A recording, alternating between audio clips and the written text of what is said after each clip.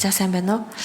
За гэр бүлийн тухай хуулийн шинжилсэн хариулгыг төсөлдөө холбогдуулан сэтгцэн эрүүл мэндийн тухай хуульд өөрчлөлт оруулж байгаа бол ер нь маш олон хуульд өөрчлөлт оруулж байгаа. Би зүгээр зарчмын хувьд нэг хэдэн зүйл асуух гэсэн.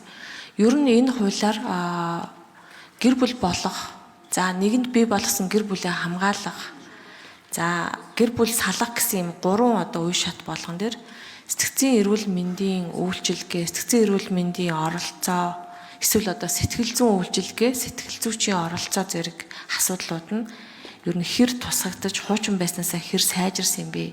Энэ тал дээр мэдээлэл өгөөч. Яг нь бид нэр ингээд хуулийн процессыг харахаар яг тэр гэр бүл салсны дараа харилцаатай холбоотой хариуцлага энэ төрийг бол нэлээх ярьж штэ. Ер нь гэр бүлийн шүүхийн тухай асуудал төр ч гэсэн яг гэр бүл болохтой холбоотой, гэр бүл болохын өмнөх хариуцлагатай холбоотой, хүүхэдтэй болох хариуцлагатай холбоотой энэ дэр чинь бүгдээр нь хүний сэтгэл зүйн төлөвшил, сэтгэл зүйн боловсрол, сэтгэл зүйн суурь асуудлууд хөндөгдөж байгаа байхгүй. Тэгэхээр хуучнаасаа ер нь ямар байсан зүйлийг ямар болгож сайжруулж байгаа талаар саяны яг үе шат болгон дээр тайлбарлаж өгөөч. Тэгээд дараа нь тодруулъя.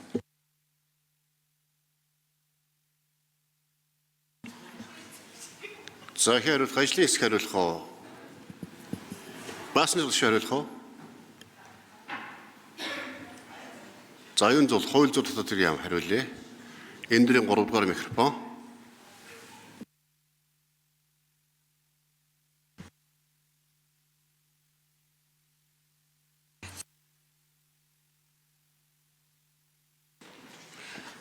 Хууль зүйн дотоод яамны хууль зүйн болон газрын хувийн эрх зүйлсийн дараагийн оюун зүйл. За хуулийн төслөөр бол сэтгэл зүйч бол гэрлэл цуцлах маргаан дээр иргэний эрг үүсгэхээс өмнө заавал эвлэрүүлэн зуучлалын ажиллагаа явуулж байгаа. Энэ хүрээнд бол сэтгэл зүйч оролцох боломжийг бол хуульчилж өгсөн. Мөн дээрээс нь бол бас гэр бүлийн хэрэг шүүхэд хянаж шийдвэрлэх тухай хуулийн төслийг дааж байгаа энэ тогтоолоор энэ сэтгэл зүйчийн оронтойг бол баталгаажуулж өгөөд за тэгээд аймаг болгонд бүхэл орон нутгийн болгонд нэг сэтгэл зүйч байхаараар оронтойг нь бас оруулж өгсөн байгаа. Тэгээд энэ сэтгэл зүйч маань гэрлэл цуцлах маргаанд гэрлэгчдийг эвлэрүүлэх ажиллагаанд бол урьдчилсан арга хэмжээнд оролцсон. Мөн дээрээс нь бид нэр гэр бүлийн хэрэг шүүхэд хянаж шийдвэрлэх тухай хуулиар шүүхийн шатанд бас эвлэрүүлэн зуучлах ийм баг ажиллахаар бас хуульчилж өгсөн. Энэ хүрээнд бас энэ багт нь энэ сэтгэл зүйч маань орж ажиллахаар байгаа.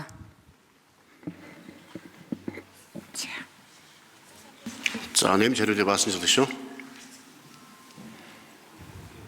За саранчлон гишүүний асуултыг ойлгохдоо анхнаасаа гэрэлтэд бүртгүүлэхээс эхлээд яг гэр бүлийн үндсэн харилцаанд яг сэтгэл зүйчийн оролцоо хэр байгаа вэ гэдэг ийм агуулгаар асууж ингэж ойлголоо. Тэгээд энэ хуулийн дээр бол бид нэр гэр бүлийн сэтгэл зүйн зөвлөгөө, дэмжлэг, тусалцаа авах талаар бол ерөнхий зарчмын залтууд бол орсон. Яг хизээ ямар байдлаар, ямар төрлийн үйлчилгээтэй холбогдож орох вэ гэдэг нь гэр бүлийг дэмжих тухай хуулийн төсөл буюу гэр бүл хөдөлмөр нийгэм хамгааллын яамнаас өргөн байрж байгаа тэр төслөөр үндсэн харилцааг бол зохицуулах буюу процессын харилцаа бол илүү тэр хуулийн төсөл дээр орно гэдэг ийм зүйлийг бол гэр бүл хөдөлмөр нийгэм хамгааллын яамны өргөн барьж байгаа төсөл дээр байгаа. Энэ төсөл болохоор хууль зүйн дотоод хэргийн яамнаас өргөн барьж байгаа буюу яг үндсэн гэр бүлийн эрх зүйн харилцааг зохицуулж байгаа ийм хууль зүйн үр дагавартай ийм хууль байгаа. За саранчлон гишүүн тодруулж асууя. Тий. Тэгэхээр хүмүүс ойлгохдоо энэ гэр бүлийн тухай хуулийн шинжилгээр хүмүүс гэрлэгтэй гэрээ хийх тухай асуудал хөндөгдөж байгаа шүү дээ. Тэгэхээр энэ нь яг хаана нь орж байгаа. За тэр гэрээнийх нь эрх зүй болон чадал нь ямар шүү байх юм. Гэрэлцэн байгаа хүмүүст энэ ямар өөрчлөлтийг бий болгох юм. Гэрлэхээ хүлээж байгаа хүмүүс жишээлбэл энэ хуулийн дараа ямар шин зүйлүүдийг хийх ёстой болох вэ гэдэг дээр бас мэдээлэл ямар өөрчлөлт байгаа талаар мэдээлэл өгөөч.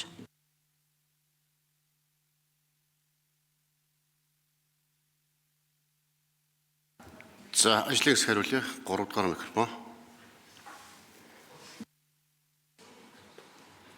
За саранчлон гишүүний асуултанд хариулъя.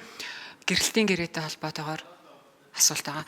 За гэрэлтийн гэрээгээр бол яг одоогийн хууль тогтоомжоор бол эд хөрөнгийн тохиролцоогоо бол иргэний хуулиар бас нэрлэгдээгүй гэрээ байдлаар бол хийх боломжтой байгаа. Энэ маань цоошин зүйл бол биш.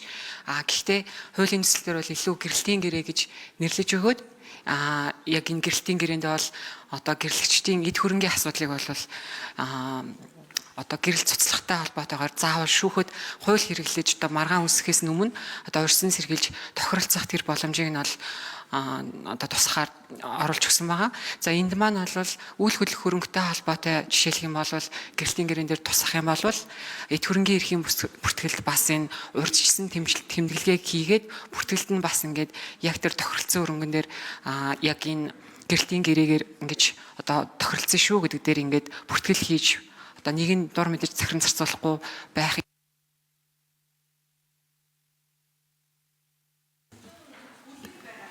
За сайн зэрэг шүү нэмж хариулъя.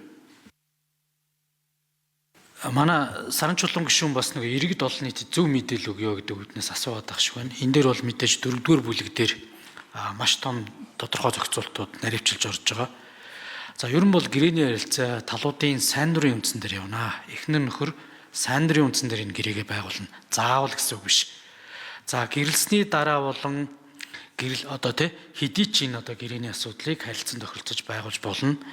За бид өмнөх хуулиудаас бол агуулгыг нэлээд наривчилж өгсөн. За гэрэлэгчдийн байнга орсон суугаа амьдарч байгаа одоо орон байрнаас бусад гэрүүлийн гишүүдийн хамтран өмсөх дундын эд хөрөнгийн одоо эрх хүрийг яаж хуваарлах вэ? За гэрүүлийн гишүүдийн хуваар төрөнгийг тодорхойлох. За гэрэл дуусгаруулсны дараах гэрүүлийн гишүүдэд ногдох эд хөрөнгийн эрх болон за хамтран одоо эзэмших өмчлөх дундын эд хөрөнгийг шилжүүлэх, хамтран өмчлөх эсвэл хууль заасан бусад нөхцлөө тогтоох.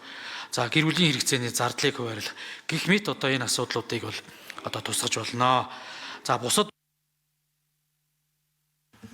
За нэмж тодруулъя. Саран чулуун гишүүн. За гэрээнд бол эд хөрөнгийн асуудлууд нэлээд ойлгомжтой тусч байгаа мөн гэж ойлголоо. За одоо би дахиад нэг зүйл тодруулъя. Хөгжлийн бэрхшээлтэй хүүхэдтэй ээж аав гэрлэлээ гэж одоо эсвэл гэртээ ямар нэгэн хүн асардаг хүн одоо хүнтэй гэрлэлээ гэж бодоход энэ дээр одоо нөгөө салахад чинь нөгөө асрах тухай асуудал яриад байгаа шүү дээ. Одоо тэтгэмжийн асуудал ярьж байгаа шүү дээ. Тэгвэл гэрээн дээр энэ тухай ер нь дурдж хүндсэн ийм агуулга энэ төр байх юм уу? Гэрээний тийм жишг заагвар байх юм уу? Яг яах юм гэдэг дээр бас мэдээлэл өгөөч. Сайн зэрэг шүү хариулъя. саран чулуун гишүүний асуултанд хариулъя. Гэрлэгчдийн гэрээний асуудал бол гэрээний одоо үүрэг үүсэж байна те. Гэтэл яг таны асууж байгаа энэ асрах гэдэг юм уу? За тодорхой кейс дээр бас асууж байна. Энэ бол хууль зүрэг. Энэ гэрээнд тусгаж энэ эрх үүргийг хязгаарладаг эсвэл чи ингийн шүү тгий шүү гэж урьдчилан тохирдог зүйл бол байхгүй.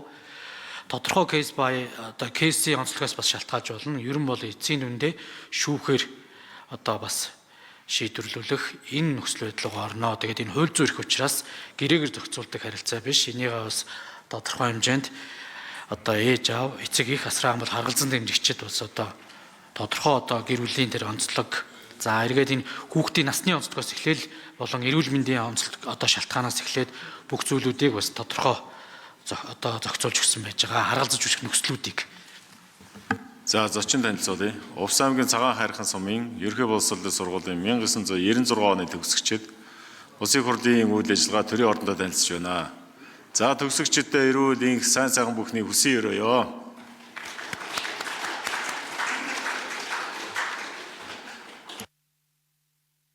За сайхан баярлалаа та бүхэн. Сайн сайхны хүсье. За баасан жаргал гишүүн нэмж хариулъя.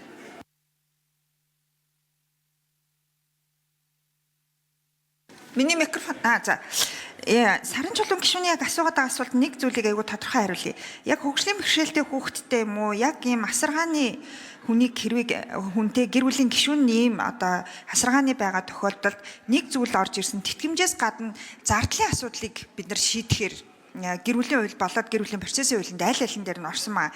За ялангуяа гэрэлтийн гэрээтэй холбож тайлбарлах юм бол гэрлэгчид бие биеэ насанд хүрээгүй болон сургууль сурч байгаа 18-аас 21 хүртэл насны эсвэл хөдөлмөрийн чадваргүй хүүхдэд тэжээн тэтгэх сурах эрхийг хангах үүргээс чөлөөсөн эсвэл хязгаарласан ийм төрлийн гэрээ нэгдүгээрт байгуулж болохгүй. За хоёрдугаарт гэр бүлийн тухай хуулинд орж байгаа нэг чухал заалт бол юу вэ гэвэл энэ тэтгэмжийн хэмжээг зөвхөн амжиргааны доод түвшингийн хэмжээгээр тогтоохгүй. Тухайн одоо тэтгэмж авж байгаа хүүхдийн хэрэгцээ шаардлага онцлогийг харгалзнаа, зардлыг харгалзнаа, тэтгэлэг төлөгчийн орлогыг харгалзнаа, тэтгэлэг төлөгч хичнээн хүний тэтгэлгийг бас төлдөг юм бэ гэд энэ бүх нарийн зүйлийг харгалзаж үзчихийч засгийн газар За